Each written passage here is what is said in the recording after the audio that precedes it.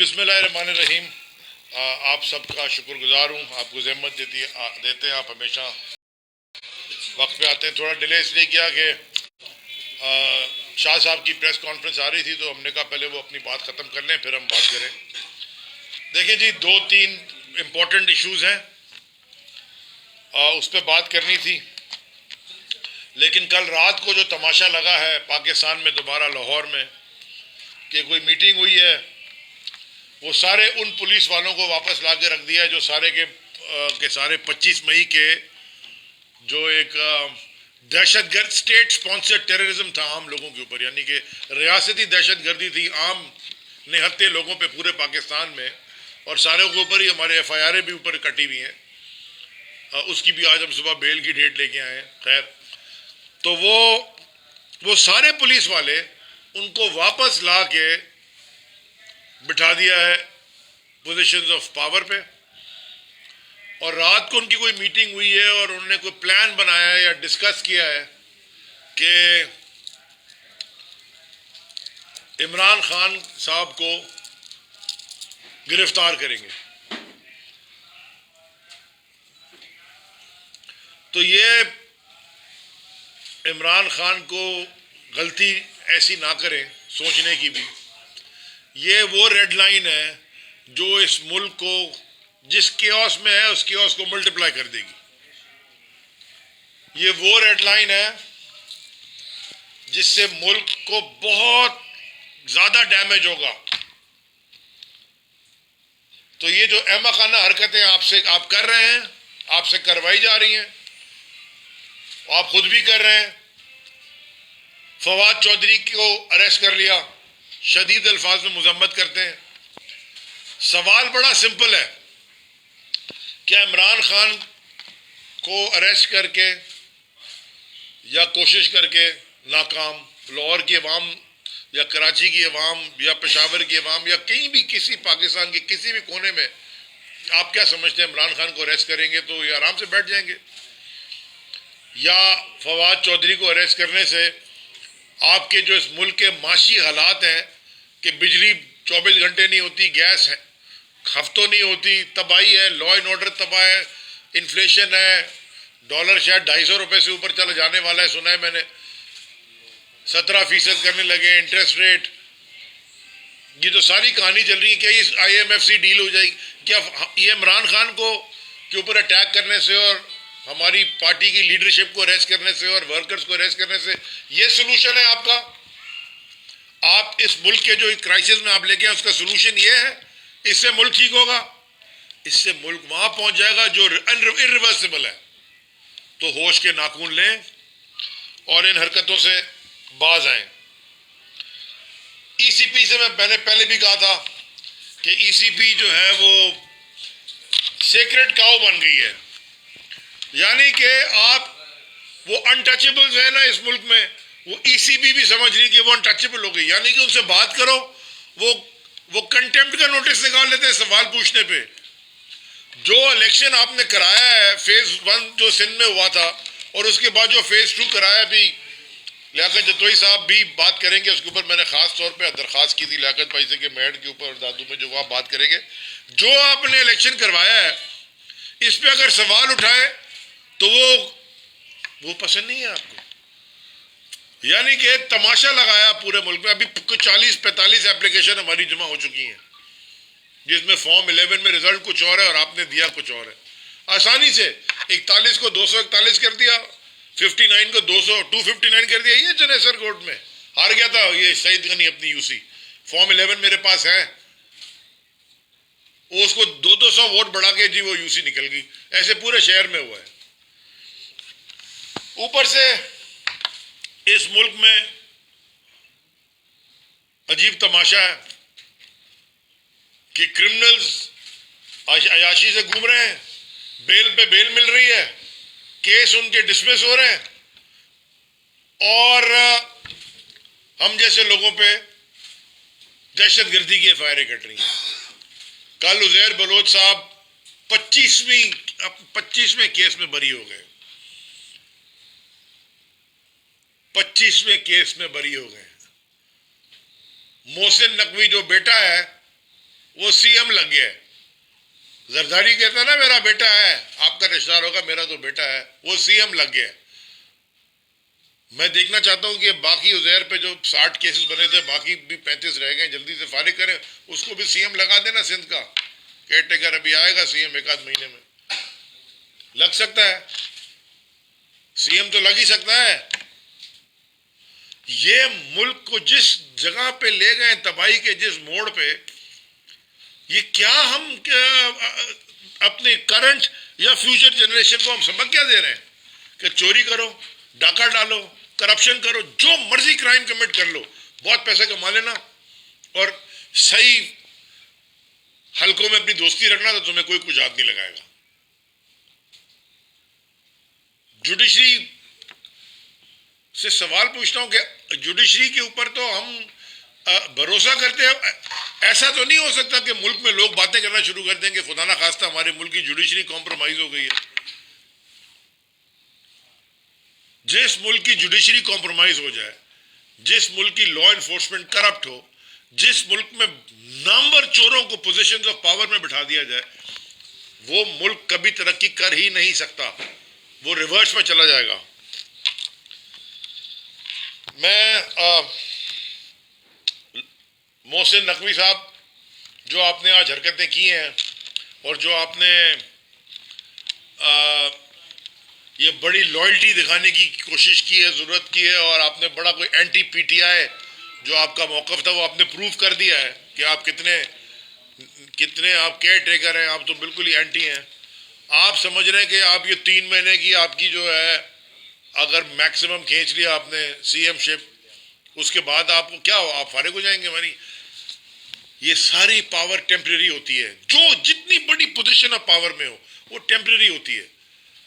اس کے بعد آپ نے عوام میں آنا ہوتا ہے, اور ایک نہ ایک دن سب کو اللہ کے پاس جانا ہوتا ہے. جو فیصلے کرتے ہیں وہ اپنی آخرت کو آنکھوں کے سامنے رکھ کے کریں, اور اپنے گھر والوں کی عزت کا خیال کر لیں.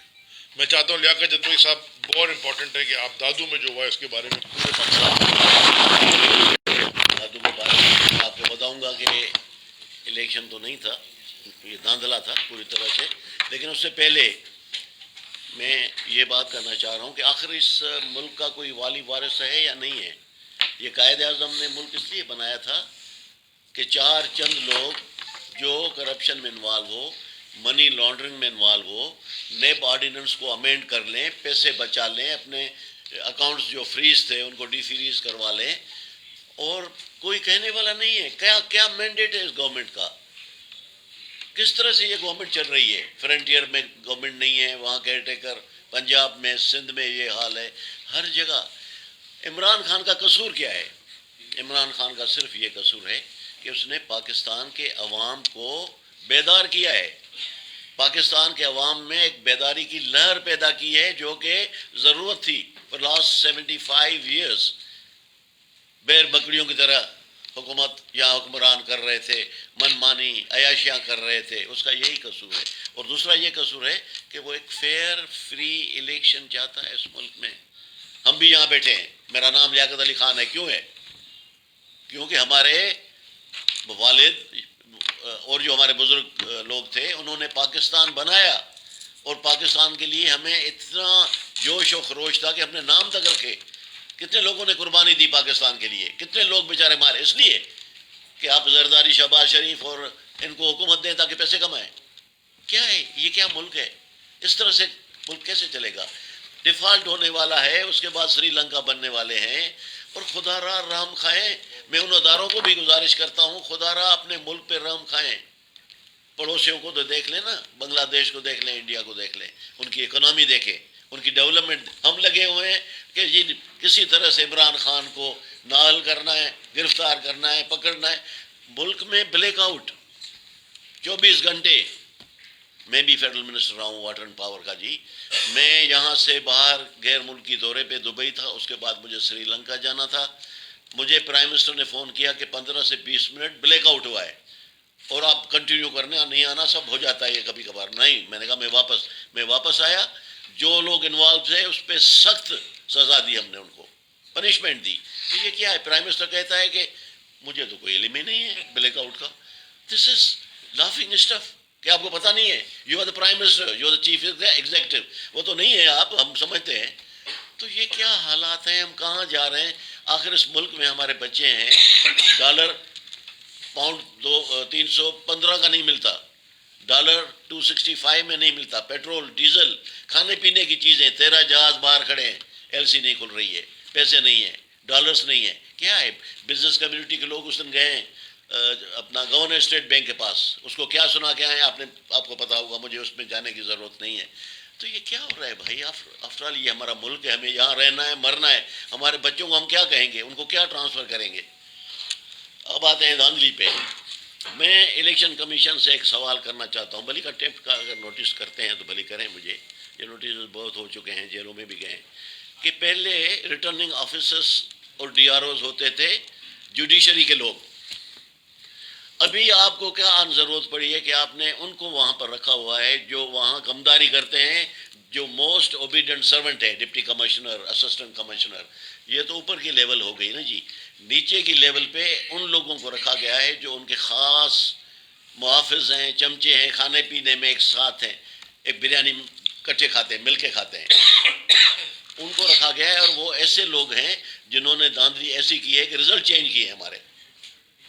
اب یہ کہیں گے کہ جی آپ میڈ میں جیت گئے 12-13 یو سی، کیسے؟ ہم وہاں گھوم رہے تھے، ہمارے لوگ تھے، تبھی انہوں نے وہاں پر کوئی دھاندلی نہیں کی. پھر بھی کی. ہمارا وارڈ 7 جو تھا اس میں ہمارا ایک عبداللہ لاکھر جیتا ہوا تھا. پریزائڈنگ آفیسر لکھ کے دے رہا ہے کہ 3 ووٹ گم ہو گئے. بھائی تمہاری موجودگی میں 3 ووٹ کیسے گم ہو گئے؟ 12 ووٹ وہ کاؤنٹ کیے جن پہ نہ اسٹیمپنگ تھی نہ سگنیچر، اور وہ 2 ووٹوں سے ہرا دیا. کافی میرے پاس ایک کاغذات ہیں، سب چیزیں ہیں کہ انہوں نے رزلٹ چینج کیے ہیں. اور وہ لوگ، اور ان لوگوں کو بھی میں پیغام دینا چاہتا ہوں، یہ جو پریزائڈنگ آفیسرس ہمارے، کہ سندھ کے لیے، پاکستان کے لیے خدا را سوچو. صرف ٹرانسفر، پوسٹنگ، پیسے کمانا یہ نہیں ہے. اللہ تعالیٰ نے تمہیں یہاں پیدا کیا ہے کچھ کنٹریبیوٹ کرنے کے لیے، اور تم لوگ پیسوں اور اس پہ کتنی ریگنگ کرتے ہو، مینڈیٹ چراتے ہو. باہر کے کسی ملک میں کسی کا مینڈیٹ چرائے تو اس کو پتہ پڑ جائے کہ کیا ہوتا ہے مینڈیٹ. مینڈیٹ کبھی چرایا نہیں جاتا. باہر کے ملکوں کے الیکشن میں کوئی انگلی نہیں اٹھاتا. چلیں چھوڑیں، انڈیا دیکھ لیں، دوسرے ممالک دیکھ لیں، یورپ اور امریکہ تو چھوڑیں، ہو ہی نہیں سکتا. تو یہ کیا ہے؟ After all there is a clear mess, for God sake, in the interest of Pakistan خدا را الیکشن کرائیں. اور یہ جو باقی باتیں سب ٹھیک ہے، ڈالر نہیں ہے، پاؤنڈ نہیں ہے، پیٹرول نہیں ہے، ڈیزل نہیں ہے، امن امان نہیں ہے، رگنگ ہے، دھاندلیاں ہیں.